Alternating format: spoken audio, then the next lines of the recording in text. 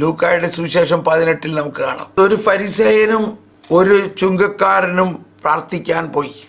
ഫരിസേയൻ പറഞ്ഞു, ഞാൻ അങ്ങനെ ചെയ്യണു, ഞാൻ ഇത്ര ഉപവസിക്കണു, ഞാൻ ഇന്നമായി ഇത്ര കൊന്ത ചെല്ലണു, ഇത്ര പ്രാർത്ഥിക്കണു, ഞാൻ എല്ലാത്തിനും ഇത്ര വെച്ച് ദശാംശം കൊടുക്കുന്നു, ഞാൻ ഇവനെ പോലെ ഒന്നും അല്ല. ഇതെല്ലാം പറഞ്ഞുകൊണ്ട് അവനെ തന്നെ അങ്ങ് വിടർത്തി. എന്നാൽ പാപിയായ ചുങ്കക്കാരനാകട്ടെ തല ഉയർത്തി നോക്കാൻ പോലും സാധിക്കാതെ ഹൃദയത്തിൽ അടിച്ചുകൊണ്ട്, കർത്താവേ, പാപിയായ എൻ്റെ മേൽ കരുണയായിരിക്കണേ എന്ന് പറഞ്ഞു. എന്നിട്ട് അത് അവസാനിപ്പിക്കുന്നത്, തന്നെത്താൻ താഴ്ത്തുന്നവൻ ഉയർത്തപ്പെടും. അവൻ നീതീകരിക്കപ്പെട്ട് വീട്ടിലേക്ക് പോയി. ആര് നീതീകരിക്കപ്പെട്ട് വീട്ടിലേക്ക് പോയി? ഈ ചുങ്കക്കാരൻ. അപ്പൊ ഈ രണ്ടുപേർ എന്ന് പറയുന്ന ഈ രണ്ട് സ്പിരിച്വാലിറ്റിയാണ്. ഫരിസേയ മനോഭാവം, ഈശോയുടെ മനോഭാവം. ഇതാണ് മറ്റൊരു വിധത്തിൽ നമ്മൾ സുവിശേഷ ഭാഗ്യങ്ങളിൽ മുഴുവനും അല്ലെങ്കിൽ മലയിലെ പ്രസംഗത്തിൽ മനസ്സിലാക്കേണ്ടത്. ഇതാണ് പഴയ നിയമം, പുതിയ നിയമം. നമ്മൾ ഏത് നിയമത്തിലാണ്? നമ്മൾ ഫരിസേയ നിയമത്തിലാണോ ഈശോയുടെ നിയമത്തിലാണോ? അപ്പോ ഈ ഫരിസേയ മനോഭാവവും ഈശോ മനോഭാവവും തമ്മിലുള്ള വ്യത്യാസം. ഫരിസേയ മനോഭാവത്തില് അവര് നിയമത്തിൽ നിൽക്കുന്നു, നിയമം അനുസരിച്ചാൽ നീതീകരിക്കപ്പെടുമെന്ന് വിചാരിക്കുന്നു. അപ്പോൾ എന്ത് സംഭവിക്കണു? നമ്മളത് ശ്രദ്ധിക്കാറില്ല. നമ്മളും കണ്ടോ, നിയമം കൃത്യമായിട്ട് പാലിക്കണ്ടേ? നിയമം കൃത്യമായിട്ട് പാലിക്കേണ്ട എന്ന് പറയണില്ല, പക്ഷെ നിയമം കൃത്യമായിട്ട് പാലിച്ചാൽ നീതീകരിക്കപ്പെടും എന്ന് വിശ്വസിക്കുമ്പോൾ പിന്നെ യേശുക്രിസ്തു നമുക്ക് എന്ത് ചെയ്യാനാ? പിന്നെ യേശുക്രിസ്തുവിനെ കുറിച്ച് എന്താ ആവശ്യം? നിയമം പ്രാപിച്ചാ വിശുദ്ധിയായില്ലേ? നിയമം പ്രാപിച്ചാ സ്വർഗത്തിൽ പോവില്ലേ? പിന്നെ യേശുക്രിസ്തു നമുക്ക് എന്ത് ചെയ്യും? അവിടെയാണ് പ്രശ്നം. അതാണ് പൗലോസ് ശ്ലീഹ കടിച്ച പൊട്ടാത്ത ഭാഷയിൽ പറഞ്ഞിരിക്കുന്നത്, ഗലാത്യ 5:4. എന്താ? അപ്പോൾ അവൻ ക്രിസ്തുവിൽ നിന്നുള്ള ബന്ധം വിച്ഛേദിക്കപ്പെടുന്നു. ഇതാണ് കഴിഞ്ഞ ആഴ്ച നമുക്ക് കിട്ടിയ വലിയ ഒരു പോയിന്റ്. നമ്മള് നിയമത്തെ മുറുക്കെ പിടിച്ചുകൊണ്ട് നിയമം അനുസരിച്ച് ജീവിച്ചോ? പക്ഷെ അപ്പൊ എന്ത് സംഭവിച്ചു? ക്രിസ്തുവുമായിട്ടുള്ള ബന്ധം വിച്ഛേദിക്കപ്പെടുന്നു. എന്നാൽ ക്രിസ്തുവുമായിട്ട് നമ്മൾ ബന്ധത്തിലായിരിക്കുമ്പോൾ താനെ നമ്മൾ നിയമം പാലിക്കപ്പെടും. എന്റെ നുകം വഹിക്കുവിൻ എന്ന് പറയണതിന് എനിക്ക് ഭയങ്കര ഒരു നല്ല ആശയം കിട്ടി. അതായത് ഒരു നുകം വെച്ചാൽ രണ്ട് കാളയാണ്. ഒരു നുകം, 2 കാള. അപ്പൊ ആ പ്രിൻസിപ്പിളാണ്. ഒഴുകണമെങ്കിൽ 2 കാള. ആ 2 കാളയുടെ കഴുത്തിലൊരു നുകം. 2 പേരും കൂടി ചേർന്ന് ഒഴുകുന്നു. 2 പേരോട് ചേർന്ന്. ഇവിടെ കർത്താവ് പറയാണ്, എന്റെ നുകം വഹിക്കുവിൻ എന്ന് പറഞ്ഞാൽ ഒരു വശം കർത്താവ് എടുക്കാം, മറുവശം നമ്മൾ എടുത്താൽ മതി. അപ്പോൾ നമ്മളും കർത്താവും കൂടി ഒരു നുകത്തുമ്പോ നിൽക്കുമ്പോ എന്തായിരിക്കും അവസ്ഥ? നമ്മളുടെ ഭാരം കുറയണോ? കർത്താവ് ഒരു വശം എടുക്കണോ? പക്ഷെ ഇത് താൻ പാതി ദൈവം പാതി എന്നുള്ള അർത്ഥത്തിലല്ല. കർത്താവിന്റെ ആ നയിക്കൽ നമുക്ക് ലഭിക്കുമ്പോ എല്ലാം മനോഹരമായി നയിക്കും. കർത്താവിനാൽ നയിക്കപ്പെടണം നമ്മൾ. കർത്താവാണെന്റെ ഇടയൻ, എനിക്കൊന്നിനും കുറവുണ്ടാവുകയില്ല. നമ്മൾ ഇപ്പോഴും ഇന്നത്തെ വചനത്തിലേക്ക് കയറിയില്ല. അപ്പോൾ വചനം ഇതാണ്: കണ്ണിന് പകരം കണ്ണ്, പല്ലിന് പകരം പല്ലെന്ന് പറഞ്ഞിട്ടുള്ളത് നിങ്ങൾ കേട്ടിട്ടുണ്ടല്ലോ. എന്നാൽ ഞാൻ നിങ്ങളോട് പറയുന്നു, ദുഷ്ടനെ എതിർക്കരുത്. വലതു കർണത്തടിക്കുന്നവന് മറ്റേ കർണം കൂടി കാണിച്ചു കൊടുക്കുക. നിന്നോട് വ്യവഹരിച്ച് നിന്റെ ഉടുപ്പ് കരസ്ഥമാക്കാൻ ഉദ്യമിക്കുന്നവർ മേലങ്ക് കൂടി കൊടുക്കുക. 1 മൈൽ ദൂരം പോകാൻ നിന്നെ നിർബന്ധിക്കുന്നവനോടുകൂടി 2 മൈൽ ദൂരം പോകുക. ചോദിക്കുന്നവന് കൊടുക്കുക. വായ്പ വാങ്ങാൻ ഇച്ഛിക്കുന്നവനിൽ നിന്ന് ഒഴിഞ്ഞു മാറരുത്. നമ്മുടെ കർത്താവായ ഈശോ മിശിഹായുടെ പരിശുദ്ധ സുവിശേഷം. ഈശോ മിശിഹായ്ക്ക് സ്തുതി. അപ്പം മലയിലെ പ്രസംഗത്തിന്റെ അവസാനം പറയുന്നുണ്ട്, കർത്താവേ കർത്താവേ എന്ന് പറഞ്ഞ് എൻ്റെ പുറകെ വരുന്നവരല്ല, എൻ്റെ പിതാവിന്റെ ഹിതം നിറവേറ്റുന്നവരാണ്. വീണ്ടും പറയുന്നു, ഞാനീ പറഞ്ഞ വാക്കുകൾ ബൈബിള് മുഴുവനും നിങ്ങൾ അനുസരിച്ചെന്നും പറഞ്ഞുകൊണ്ടൊരു പ്രയോജനമില്ല. ഞാനീ പറഞ്ഞ വാക്കുകൾ അനുസരിക്കുന്നവനും അതനുസരിച്ച് ജീവിക്കുന്നവനും ആഴത്തിൽ കുഴിച്ച് പാറമേൽ ഭവനം പണിത വിവേകവതിയായ ഒരു മനുഷ്യന് തുല്യനായിരിക്കും. എൻ്റെ ഈ വചനങ്ങൾ ശ്രവിക്കുകയും. അപ്പൊ ഇവിടെ ഇപ്പോഴും ഞാൻ പറയുമ്പോൾ നിങ്ങൾ എന്നോട് ക്ഷമിക്കണം, നമ്മൾ ഇത്രയെല്ലാം കേട്ടാലും നമുക്കിപ്പോഴും ശരിക്ക് രജിസ്റ്റർ ആകാത്തൊരു കാര്യം, എൻ്റെ ഈ വചനങ്ങൾ എന്ന് പറഞ്ഞാൽ ദൈവവചനം, ബൈബിളിൽ പറഞ്ഞേക്കണ മുഴുവനും ദൈവവചനമല്ലേ? അവിടെയാണ് ഈശോ പ്രത്യേകിച്ചെടുത്ത് പറയണത് എൻ്റെ ഈ വാക്കുകൾ. എൻ്റെ എന്ന് പറഞ്ഞാൽ ഇവിടെ മനുഷ്യനായി അവതരിച്ച ദൈവം. നമ്മൾ ഈശോയെ കാണുമ്പോഴെല്ലാം മനസ്സിലാക്കേണ്ടത്, ഈശോയെ കുറിച്ച് ചിന്തിക്കുമ്പോൾ മനസ്സിലാക്കേണ്ടത്, ദൈവവും മനുഷ്യനുമാം മിശിഹാനാഥനെ വാഴ്ത്തിടുവിൻ. കുഞ്ഞുനാൾ മുതൽ നമ്മൾ പാടുന്നതാണ്. എന്നാലും നമുക്കത് മനസ്സിലാവുന്നില്ല. ദൈവം, ഈ സകല ചരാചരങ്ങളെയും സൃഷ്ടിച്ച ദൈവം, അണ്ഡകടാഹങ്ങളെ മെനഞ്ഞെടുത്ത ദൈവം, ഈ മനോഹരമായ സൗരയൂഥത്തെയും ഈ വാനവിധാനങ്ങളെയും എല്ലാം രൂപം കൊടുത്ത ദൈവം ഒരു ആശാരി, ഒരു ചെറുക്കനായിട്ട്, ഒരു സാധാരണ മനുഷ്യനായിട്ട്, നമ്മളെ പോലെയുള്ള മനുഷ്യനായിട്ട് നമ്മളുടെ കൂടെ വന്നിരിക്കണു. എന്തിനാ? നമുക്ക് മനസ്സിലാക്കാനും നമുക്ക് എളുപ്പം നേരിട്ട് ഇടപെടാനും കഴിയുന്ന മാതിരി. ദൈവം അങ്ങ് ആകാശത്തിൽ എവിടെയോ ഇരുന്നു കൊണ്ട് പറയണ ഒരാളല്ല, ഇപ്പോൾ നമ്മോടൊത്ത് നമ്മിൽ വസിച്ചുകൊണ്ട് പറയുന്നു. അതാണ് പുതിയ നിയമത്തിന്റെ ഏറ്റവും പ്രധാന രഹസ്യം. ആ ക്രിസ്റ്റോ സെൻട്രിസിറ്റിയിലേക്ക് നമ്മൾ വരണം. ക്രിസ്തു നമ്മോട് കൂടെ, ദൈവം നമ്മോട് കൂടെ. ദൈവം ആകാശം ചായിച്ച വീടെന്ന് ഇറങ്ങി വന്നു, കൂരിരുട്ടിന്മേൽ, 18-ാം സങ്കീർത്തനം. അപ്പൊ അങ്ങനെ നമ്മളിൽ വന്നിരിക്കുന്നു. ഇനി പൗലോസ് പറയണ ഒറ്റ വാക്ക്, പൗലോസ് ലീഗ പറയണ എന്താ? ഇനിമേൽ ഞാനല്ല, എന്നിൽ ക്രിസ്തു, നിന്നിൽ ക്രിസ്തു, എല്ലാവരിലും ക്രിസ്തു. ഇനിമേൽ ഞാനല്ല. ഒന്ന് ശരിക്കും ആത്മാർത്ഥമായിട്ടൊന്ന് സ്വീകരിച്ചത്. ഇനിമേൽ ഞാനല്ല, ക്രിസ്തു എന്നിൽ ജീവിക്കുന്നു. ക്രിസ്തു. എൻ്റെ അപ്പൻ മരിക്കണതിൻ്റെ കുറച്ച് ദിവസം മുമ്പ്, അപ്പോൾ ഞാൻ നാട്ടിലുണ്ട്. അപ്പൻ എന്നെ അടുത്ത് വിളിച്ചിട്ട് പറയാണ്, നിനക്കറിയോ പൗലോസ് എന്താ പറഞ്ഞേക്കണേന്ന്? അപ്പൊ എന്താണെന്ന് അറിഞ്ഞൂടാ, അപ്പൻ എന്തോ മനസ്സിൽ വെച്ചിട്ടാണ് പറയണേന്ന് അറിയാം. പൗലോസ് പറഞ്ഞേക്കണ ഇതാണ്, ഞാനല്ല, ക്രിസ്തു എന്നിൽ ജീവിക്കുന്നു. അതൊരു വലിയ ശക്തിയോടെയാണ് എന്നോട് പറയണത്. നീ അല്ല, നിന്നിൽ ക്രിസ്തു ജീവിക്കുന്നു. നമ്മളല്ല, നമ്മളിൽ ക്രിസ്തു ജീവിക്കുന്നു. അതാണ് കാര്യം. എനിക്കത് ശരിക്കും എൻ്റെ ഹൃദയത്തിൽ ഭയങ്കര ആഴമായി പതിഞ്ഞു. 2 ദിവസം കഴിഞ്ഞപ്പോൾ അപ്പൻ മരിച്ചു. അപ്പോൾ നമ്മള് സത്യത്തിൽ മനസ്സിലാക്കേണ്ടത്, നമ്മൾ ക്രിസ്ത്യാനികൾ മാത്രമല്ല, മറ്റൊരു ക്രിസ്തു തന്നെയാണെന്ന് പൗലോസ് പറഞ്ഞതും വിശുദ്ധ അഗസ്തീനോസ് പറയണതും ഒക്കെ കാറ്റക്കിസത്തിൽ പറയുകയാണ്. നമ്മൾ ക്രിസ്ത്യാനികൾ മാത്രമല്ല, നമ്മൾ ക്രിസ്തുമാരാണ്. ഇതാണ് പുതിയ നിയമം. അപ്പൊ നമ്മുടെ ജീവിതത്തെ തോളുകുത്താനായിട്ട് നമ്മോട് കൂടെ ഒരാള്, നമ്മുടെ ജീവിതത്തിൽ തോളുകുത്താൻ, നമ്മുടെ സകല പ്രശ്നങ്ങൾക്കും തോളുകുത്താൻ ആ ക്രിസ്തു നമ്മുടെ ജീവിതത്തിന്റെ ചുക്കാനാണ്. ചുക്കാൻ ക്രിസ്തു നമ്മുടെ അമരക്കാരനാണ്. ഭയങ്കര ശക്തമാണത്, ഭയങ്കര ശക്തമാണ്. നമ്മൾ വിജയിച്ചുകൊണ്ടിരിക്കുകയാണ്. എന്നിൽ ക്രിസ്തു, നിന്നിൽ ക്രിസ്തു, എല്ലാവരിലും ക്രിസ്തു. കണ്ടോ? അപ്പോൾ ഞാനിത് പറയുന്നത് ഭയങ്കര ആവേശമാണ്. കാരണം നമ്മൾ എന്തോ കണ്ടെത്തിയിരിക്കുന്നു. ഇപ്പോൾ ഇവിടെ എന്താ കണ്ടെത്തിയിരിക്കുന്നത്? നമ്മിൽ വസിക്കുന്ന ക്രിസ്തുവിനെ കണ്ടെത്തിയിരിക്കുന്നു. എന്നാൽ പൗലോസ് ലീഗ പറയുന്നത്, യുഗങ്ങൾക്ക് മുമ്പേ മുതൽ ഒളിച്ചു വെക്കപ്പെട്ടിരിക്കുന്ന ഈ രഹസ്യം ഇപ്പോൾ ഇതാ വെളിപ്പെട്ടിരിക്കുന്നു. എന്താ? ക്രിസ്തു നമ്മിൽ തന്നെ. കൊളോസ്യ ലേഖനം 1:27. ഈ രഹസ്യത്തിന്റെ മഹത്വം വിജാതീയരുടെ ഇടയിൽ എത്ര ശ്രേഷ്ഠമാണെന്ന് വിശുദ്ധർക്ക് വ്യക്തമാക്കി കൊടുക്കാൻ അവിടുന്ന് തീരുമാനിച്ചു. ഈ രഹസ്യമാകട്ടെ മഹത്വത്തെക്കുറിച്ചുള്ള പ്രത്യാശയായ ക്രിസ്തു നിങ്ങളിലുണ്ട് എന്നത് തന്നെ. എന്നിട്ട് ക്രിസ്തു നിങ്ങളിൽ ഉറങ്ങിക്കിടക്കാണോ?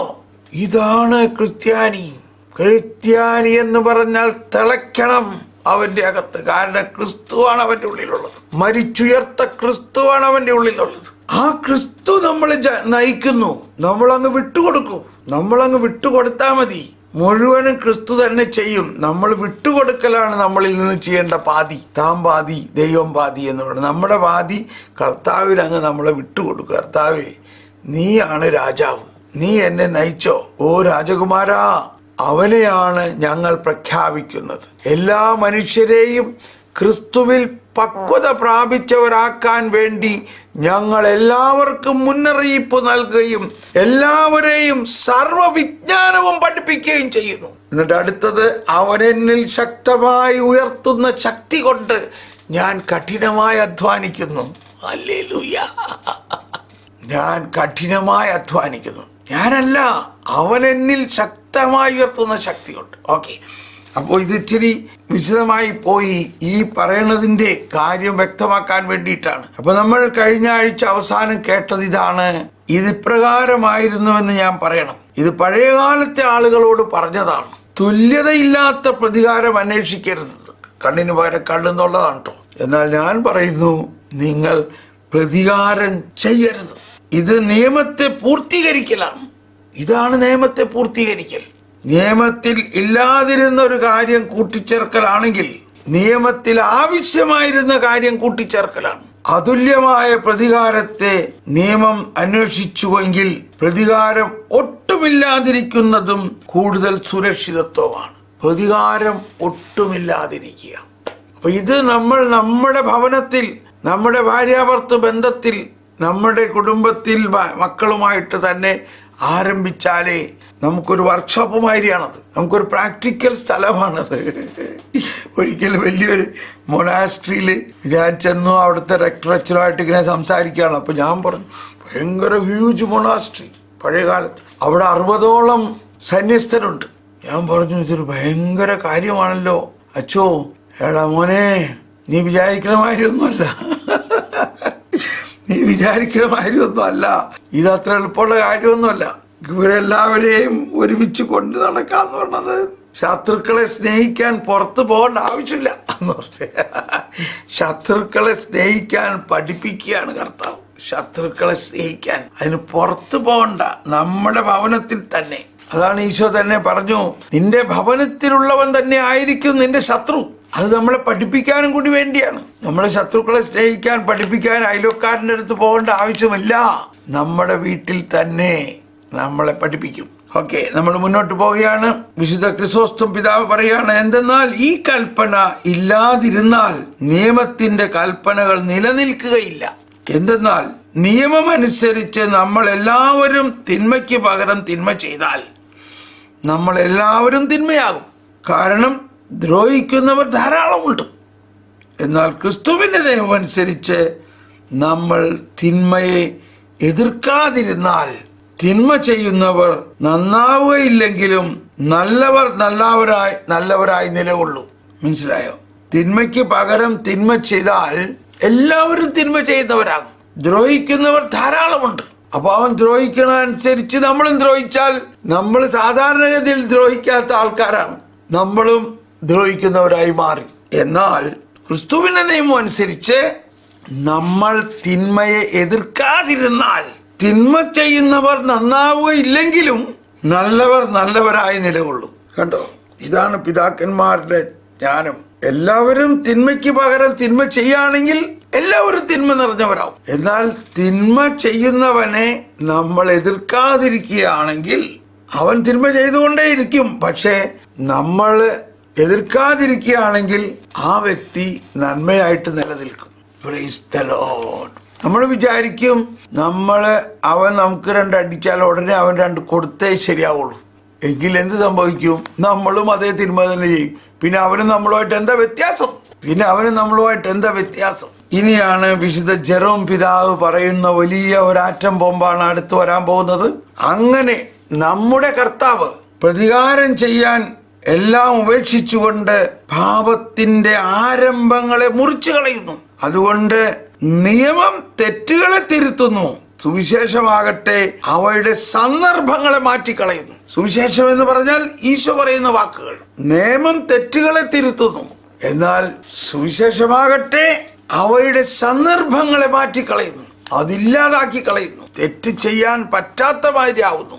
നമ്മുടെ കർത്താവ് പ്രതികാരം ചെയ്യാൻ എല്ലാം ഉപേക്ഷിച്ചുകൊണ്ട് പാപത്തിന്റെ ആരംഭങ്ങളെ മുറിച്ചു കളയുന്നു.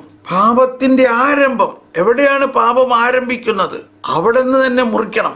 അതിന്റെ ആ മുള തന്നെ കളയണം. അത് പ്രതികാരത്തിൽ നിന്നാണ് പാപം ആരംഭിക്കുന്നത്. വ്യാഖ്യാനം. അല്ലെങ്കിൽ പഴയ നിയമത്തിന്റെ നീതിക്ക് കുറെ കൂട്ടിച്ചേർത്തുകൊണ്ട് കർത്താവ് ഇത് പറഞ്ഞു എന്ന് പറയാം. പഴയ നിയമത്തിന്റെ നീതിക്ക് കുറെ കൂട്ടിച്ചേർത്തുകൊണ്ട് കർത്താവ് ഇത് പറഞ്ഞുവെന്നും പറയാം. ഇനി വിശുദ്ധ അഗസ്തീനോസ്, ഫരിസേയരുടെ നീതി ചെറിയ നീതിയാണ്. തുല്യ പ്രതികാരത്തിന്റെ അളവ് വർദ്ധിപ്പിക്കരുത്. തുല്യ പ്രതികാരത്തിന്റെ അളവ് വർദ്ധിപ്പിക്കരുത്. കണ്ണിന് പകരം കണ്ണ്, അതിൽ കൂട്ടി പാടില്ല. ഇത് സമാധാനത്തിന്റെ തുടക്കമാണ്. എന്നാൽ പൂർണ്ണമായ സമാധാനമെന്ന് പ്രതികാരമെല്ലാം നിഷേധിക്കൂ എന്നതാണ്. കണ്ണിന് പകരം കണ്ണ് എടുക്കാവൂ എന്ന് പറയുന്നത് മറ്റൊരു വിധത്തിൽ സമാധാനത്തിന്റെ ഒരു തുടക്കമാണ്. വാസ്തവത്തിൽ ആർക്കും അത് ചെയ്യാൻ എളുപ്പമല്ല. ഒരുത്തന്റെ കണ്ണ് കുത്തുമ്പോ അവനുണ്ടാകുന്ന അരിശ, അവനെ കൊല്ലാനുള്ള അരിശ, നിന്നെ ഞാൻ കൊല്ലു ഞാൻ എന്ന് പറയുള്ളൂ. നിന്റെ കണ്ണെടുക്കും ഞാൻ എന്ന് പറയുകയാണെങ്കിൽ അതിനെ കൺട്രോൾ ചെയ്യണം. അപ്പൊ അത് സമാധാനത്തിന്റെ തുടക്കമാണ്. കണ്ണെടുത്തവന് അവനെ കൊല്ലാനുള്ള ആവേശത്തിൽ നിൽക്കുമ്പോ നിയമം പറയാണ്, ഇല്ല, കൊല്ലാൻ പാടില്ല, അവന്റെ കണ്ണെ എടുക്കാവൂ. കണ്ടോ, നമുക്ക് വരുന്ന വികാരം എന്താ? നീ എന്റെ കണ്ണ് കുത്തിയെങ്കിൽ നിന്നെ ഞാൻ കൊല്ലും എന്നാ പറയണത്. പക്ഷേ ഇല്ല, കൊല്ലാൻ പാടില്ല, നിയമം പറയാൻ കൊല്ലാൻ പാടില്ല. ഈ നിയമമൊക്കെ ആ നേരത്ത് ഓർത്തിരിക്കാൻ പോവാണോ? അങ്ങനെയാണ് കൊലപാതകം നടക്കുന്നത്. പക്ഷേ നിയമം പറയാണ് അവനെ കൊല്ലാൻ പാടില്ല, അവന്റെ കണ്ണേ എടുക്കാവൂ എന്ന്. അവന്റെ അകത്തങ്ങ് ഫിറ്റാകുമ്പോ അവൻ്റെ അകത്ത് ആളി കത്തുന്ന അവനെ കൊല്ലാനുള്ള അരിശത്തിൽ നിന്ന് അവൻ താഴ്ന്ന് അവൻ കുറച്ച് സമാധാനത്തിലേക്ക് വരുന്നു. സമാധാനം തുടങ്ങുന്നു. എന്നാൽ ഈശോ പറയണത് ഇല്ല, കണ്ണുപോലും എടുക്കരുത്, ഒട്ടും അവൻ ഉപദ്രവിക്കരുത്. അത് പൂർണ്ണമായ സമാധാനമാണ്. പൂർണ്ണമായ സമാധാനം. പക്ഷെ ഇതെങ്ങനെ കിട്ടും? നിന്നിൽ ക്രിസ്തു ജീവിക്കണം. ക്രിസ്തു നമ്മിൽ ജീവിക്കുമ്പോഴേ ഇത് കിട്ടുള്ളൂ. എന്നാൽ പൂർണ്ണമായ സമാധാനം എന്നത് പ്രതികാരമെല്ലാം നിഷേധിക്കുക എന്താണ്. അതാണ് ദൈവരാജ്യം എന്നത് ഭക്ഷണമോ പാനീയമോ അല്ല, പരിശുദ്ധാത്മാവിലുള്ള ജീവിതമാണ്. എന്താണത്? പ്രതികാരം ഒട്ടും ഇല്ലാത്ത അവസ്ഥ. പ്രതികാരം ഒട്ടുമില്ലാത്ത അവസ്ഥ. പ്രതികാരമെല്ലാം നിഷേധിക്കുക എന്താണ്. ആദ്യത്തെ രീതിക്കിടയിൽ, നിയമാനുസൃതമല്ലാത്ത രീതിക്കിടയിൽ ചെറിയ തിന്മയ്ക്ക് പകരം വലിയ തിന്മ തിരിച്ചു നൽകും. കർത്താവ് തന്റെ ശിഷ്യർ പൂർണ്ണരായിരിക്കാൻ വേണ്ടി കൂട്ടിച്ചേർക്കുന്നു, തിന്മയ്ക്ക് പകരം തിന്മ ചെയ്യരുത്. ഹല്ലേലൂയ. കണ്ടോ, ഇതാണ് അവസാന വാക്ക്. തിന്മയ്ക്ക് പകരം തിന്മ ചെയ്യരുത്. അതാണ് പ്രധാന കാര്യം. ഒരാൾ നമ്മളോട് തിന്മ ചെയ്തു, അതുപോലെ തന്നെ നമ്മൾ അങ്ങോട്ട് തിരിച്ചു ചെയ്യുകയാണെങ്കിൽ പിന്നെ അവനും ഞാനുമായിട്ട് എന്ത് വ്യത്യാസം? അതല്ല ഈശോ ആഗ്രഹിക്കുന്നത്, അതല്ല ക്രിസ്തീയത. തിന്മയ്ക്ക് പകരം തിന്മ ചെയ്യരുത്. ഇതിനിടയിൽ ഒരവസ്ഥയുണ്ട്. അതായത് തുല്യ തിന്മ തിരിച്ചു ചെയ്യാം. അത് ഏറ്റവും വലിയ അനൈക്യത്തിൽ നിന്ന് ഏറ്റവും വലിയ സമാധാനത്തിലേക്കുള്ള കടന്നുപോകലാണ്. അതൊരു ഒരു ക്രോസിംഗ് ആണ്. മറ്റുള്ളവനെ ആദ്യം ദ്രോഹിക്കുന്നവൻ നീതിയിൽ നിന്നും അങ്ങേയറ്റം അകലുന്നു. ആദ്യം ദ്രോഹം ചെയ്യാത്തവൻ തിന്മയ്ക്ക് കൂടുതൽ തിന്മ തിരിച്ചു കൊടുക്കുമ്പോൾ അങ്ങേയറ്റത്തെ അനീതിയിൽ നിന്നും അകലുന്നു. കിട്ടിയത് മാത്രം തിരിച്ചു കൊടുക്കുന്നവൻ കുറച്ച് കൂടുതൽ കൊടുക്കുന്നു. ആദ്യം ദ്രോഹിച്ചവൻ അയാളുടെ ദ്രോഹത്തിനേക്കാൾ കൂടുതൽ ദ്രോഹം ഏറ്റുവാങ്ങുക എന്നത് ശരിയാണ്. ഭാഗികമായി തുടങ്ങിയ ഈ നീതി അവിടുന്ന് പൂർണ്ണമാക്കുന്നു. അവിടുന്ന് നിയമം പൂർണ്ണമാക്കാൻ വന്നവനാണ്. ഇടയ്ക്കുള്ള 2 പടികൾ സ്വയം ഗ്രഹിക്കാൻ വേണ്ടി വിട്ടുകളയുന്നു. എന്നാൽ ഏറെ തിരിച്ചു കൊടുക്കാതെ കുറച്ച് തിരിച്ചു കൊടുക്കുന്നവരുണ്ട്. കൂടാതെ ഒട്ടും പകരം വീട്ടാത്തവരുമുണ്ട്. എന്നാൽ കർത്താവ് ഇത് തീരെ അപര്യാപ്തമായി കാണുന്നുവെന്ന് തോന്നുന്നു. നീയും സെറ്റ് സഹിക്കാൻ തയ്യാറ അല്ലെങ്കിൽ അതുകൊണ്ട് തിന്മയ്ക്ക് പകരം തിന്മ കൊടുക്കുക എന്ന് അവിടെ നിന്ന് പറയുന്നില്ല. തിന്മയെ എതിർക്കരുതെന്നേ പറയുന്നുള്ളൂ. നിനക്ക് കിട്ടിയതിന് പകരം കൊടുക്കരുതെന്ന് മാത്രമല്ല, നിന്നോട് ചെയ്യപ്പെടാതിരിക്കാൻ തടയരുത്. അതനുസരിച്ച് അവിടെ നിന്ന് വിശദീകരിച്ച് പറയുന്നു, ആരെങ്കിലും നിന്റെ വലത് കരണത്തടിച്ചാൽ അവന് മറ്റേ കരണം കൂടി കാണിച്ചു കൊടുക്കുക. കാരുണ്യത്തിന്റെ വലിയ ഭാഗത്തെ അറിയുന്നത് കൂടുതൽ സ്നേഹിക്കുന്നവരാണ്. അവരിൽ നിന്ന് മാനസിക അസ്വസ്ഥതയില്ലാത്തവരെ പോലെ പലതും സഹിക്കുന്നു. അത് അവരുടെ ആരോഗ്യത്തിനുള്ളതാണെങ്കിൽ കൂടുതൽ സഹിക്കാൻ സ്വയം വിട്ടുകൊടുക്കുന്നു. ആത്മാക്കളുടെ വൈദ്യനായ കർത്താവ് ശിഷ്യരെ പഠിപ്പിക്കുന്നു. ആർക്ക് ആത്മീയ സൗഖ്യം നൽകണമോ അവരിൽ നിന്ന് ക്ഷമയോടെ സഹിക്കുക. എന്തെന്നാൽ എല്ലാ ദുഷ്ടതയും മനസ്സിന്റെ രോഗത്തിൽ നിന്ന് വരുന്നു. പുണ്യത്തിൽ പൂർണ്ണമായ ആരോഗ്യമുള്ളവനാണ് നിഷ്കളങ്കൻ. കൽപ്പനകളുടെ രൂപത്തിലാക്കിയിരിക്കുന്ന വിശുദ്ധ ഗ്രന്ഥഭാഗങ്ങൾ മനസ്സിലാക്കാൻ പുതിയ നിയമത്തിലെ വിശുദ്ധരുടെ പ്രവൃത്തികൾ സഹായിക്കും. അങ്ങനെ ലൂക്കായുടെ സുവിശേഷത്തിൽ നാം വായിക്കുന്നു, ഒരു ചെകിടത്തടിക്കുന്നവന് മറ്റേ ചെകിട് കൂടി കാണിച്ചു കൊടുക്കുക. ലൂക്കാ 6:29. കർത്താവിൻ്റെതിനേക്കാൾ പൂർണ്ണതയുള്ള മാതൃകയില്ല. എന്നാലും അടിക്കപ്പെട്ടപ്പോൾ അവിടുന്ന് മറ്റേ ചെകിട് കൂടി കാണുകയെന്ന് പറഞ്ഞില്ല. പിന്നെയോ, ഞാൻ പറഞ്ഞത് തെറ്റാണെങ്കിൽ അത് തെളിയിക്കുക, ശരിയാണ് പറഞ്ഞതെങ്കിൽ എന്തിന് നീ എന്നെ അടിക്കുന്നു എന്ന് പറഞ്ഞു. മറ്റേ ചെകിട് കാണിക്കുക എന്നത് ഹൃദയത്തിലായിരിക്കണമെന്ന് അങ്ങനെ കാണിക്കുന്നു. അപ്പം നമ്മൾ ഇവിടത്തിൽ നിർത്താം. ഇത് ഞാൻ ഡെമോൺസ്ട്രേറ്റ് ചെയ്ത് മുമ്പ് കാണിച്ചിട്ടുള്ളതാണ്. എന്താണ് ഈ വലതേ ചെകിടത്തടിക്കുന്നവന്? ഇപ്പൊ നമ്മുടെ വലതേ ചെകിട് ഇതാണ്, കണ്ടോ. അപ്പൊ നമ്മളെ ആരെങ്കിലും അടിക്കുകയാണെങ്കിൽ ഒന്ന് ശ്രദ്ധിച്ചാൽ, നിങ്ങളൊന്ന് നോക്കിയേ, നിങ്ങളുടെ വലത്തെ ചെകിടിൽ ഒരാൾ അടിക്കണമെങ്കിൽ അയാളുടെ വലത് കൈ കൊണ്ട് അടിച്ചാൽ അടി കിട്ടില്ല. അവിടെ അയാളുടെ വലത് കൈ കൊണ്ട് അടിക്കുകയാണെങ്കിൽ നമ്മുടെ ഇടത്തെ ചെകിടത്തെ അടിക്ക് വരുള്ളൂ.